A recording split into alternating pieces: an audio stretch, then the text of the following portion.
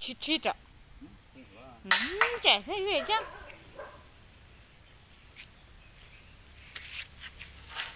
Một cái mơ bột lan nè, rôm muôn một ngày chứ bố. Nè. Mùi tiệc bông cái nữa thoát ra lê bớt này. Rôm muôn ngọt bát hay bông, bột lan nè. Bột lan rôm muôn một ngày cơ cái. Nè. Nó rô. Ê, rô Vinh. Bố Vinh cái bao rô Vinh nha. Bố thật lăn thông mà mọi ơi. Rô muôn là đây dâm chui toan là mà mấy ngọt là rô Vinh ấy. Là phùng chập chô bao thông mà bọn. Giờ cái prung.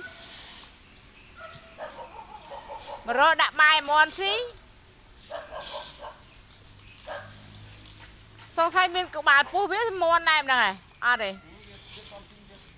Châu bao rồi ôi thô mà. Cô thô mà mọi ơi, thô mà. Châu thì nó biết mà đây.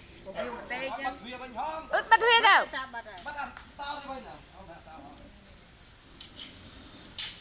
Chỉ đây một báo con. Mà cái này thì bạn thọt mà khơi thổ.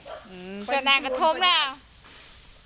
Thế một ngày muốn thô mà nổ bia. Anh ta cắt giống chơi mà rất ăn khơi mới rụt ngóp ấy nè. Nào năng mà rôm muôn này nè. Chơi muôn ọt ngóp. Anh một ni nó khơi nó lại nữa. Mà ni thế pan chơi khơi muôn việc ao khơi ai khơi sky one pro à. Ở đây sky pro em bên ai mơ kì mời. Ở đây chăng mà. Thom đa chăng. Thom đa cháy sky luôn non hay một thô mà.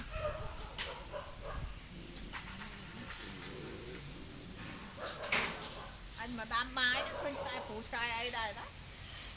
Cho báo cho thì. Hộp bọc cho báo rồi. Đây là cho ở đây cho khổ. Họ khám ấy nè. Họ kho thế.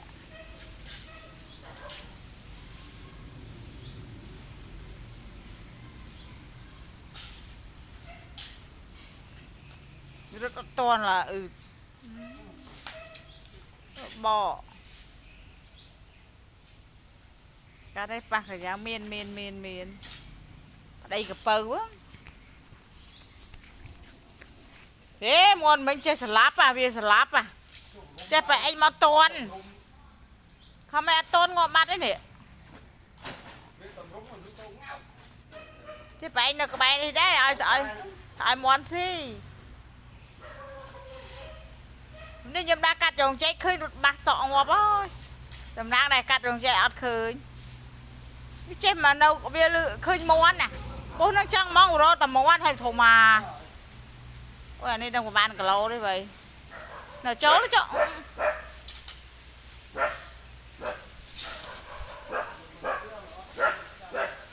Chứ họ đó thôi mà chó.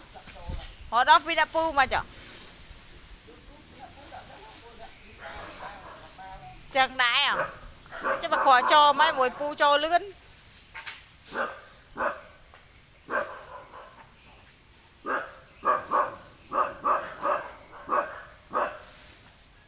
Chó. Ê, môn từ nạ bắt xong sai trong ngọt mê nè.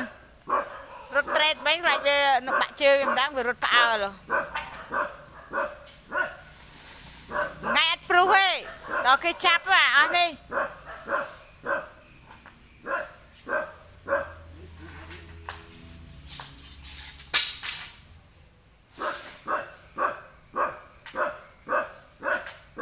Rinh có ba với chỗ.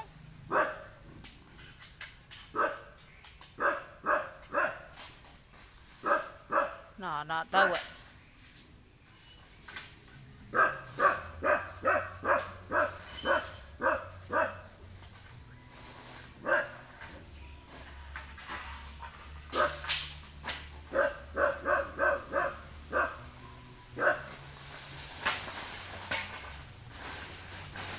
Clear vậy nọ.